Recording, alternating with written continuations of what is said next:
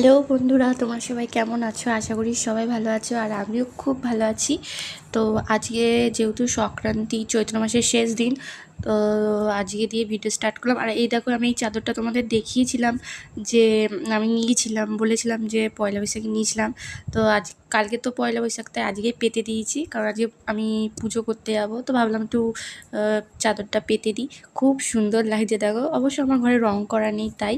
আর আমি এই শাড়িটা কিনেছি পুজো করব বলে, আর হচ্ছে গিয়ে রাধা গোবিন্দ পুজো, কারণ আমাদের পাড়াতে প্রত্যেক বছর চৈত্র মাসে মানে শেষ শেষ দিনে আর কি, বৈশাখ মাসের আগের দিন, মানে কালকে তো পয়লা বৈশাখ, তার আগের দিনে আমাদের পাড়াতে রাধা গোবিন্দের পুজো হয়। তো আমি প্রত্যেক বছরই করার চেষ্টা করি, তো 5-6 বছর ধরে করছি কন্টিনিউ। তো আমি এই বছরও করলাম, যতদিন পারবো করব।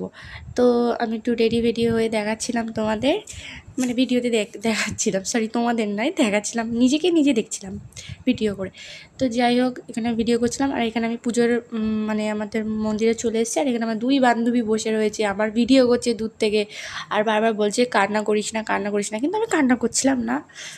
যাই হোক, আর এখানে যে ব্রাহ্মণ মশাই, ব্রাহ্মণ দাদু পুজো করছে।